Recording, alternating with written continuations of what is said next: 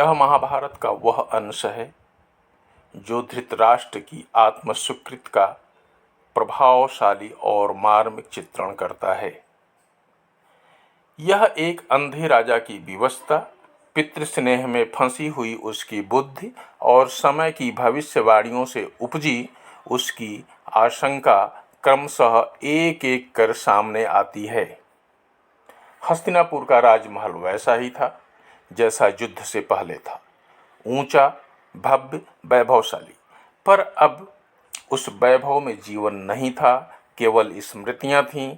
दीवारों पर लगी चित्रशिल्पें अब प्रश्न बनकर खड़ी थीं, क्या यही उस सभ्यता का गर्व है?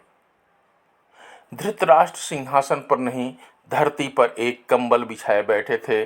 सिंहासन अब खाली था और उसका हकदार भी कोई नहीं था। संजय धीरे धीरे भीतर आते हैं। अब वह पहले जैसे मंत्री नहीं थे, बस एक साथी, एक मौन श्रोता। महाराज, उन्होंने धीरे से कहा, पांडव आ गए हैं, वे आपसे मिलना चाहते हैं। धृतराष्ट्र की झुर्रियों में हलचल हुई। उन्होंने सिर उठाया, हवा में कुछ टटोला, जैसे देखना चाहते हों कि पांडव अब भी वैसे ही हैं या युद्ध ने उन्हें भी तोड़ दिया है। क्या भीम भी आए हैं? उन्होंने पूछा। हाँ, संजय ने उत्तर दिया, फिर रुक कर बोला, उन्होंने प्रणाम कहा है।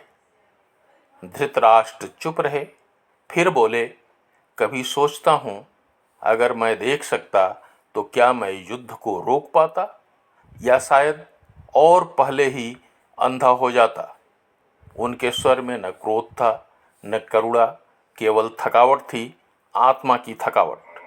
गांधारी भी वहीं बैठी थीं। उन्होंने कुछ नहीं कहा।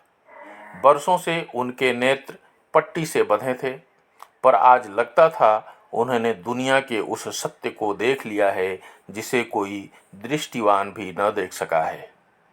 कुंती, जो विधवा थी, शांतिपूर्वक उनके पास आ बैठी।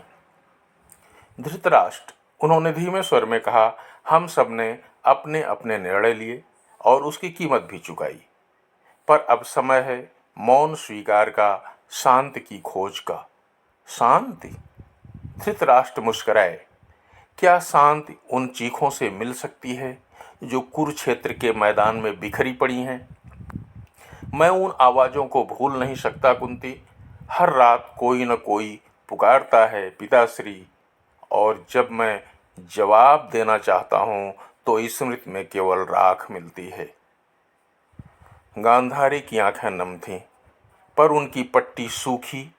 उन्होंने पहली बार कुछ कहा, धृतराष्ट्र, अब समय है अंधकार को बाहरी नहीं भीतर से पहचानने का। चलो हम इस महल को छोड़ें। अब जहाँ युद्ध की दीवारें बोलती हैं, वहाँ हम मौन को पुकारें।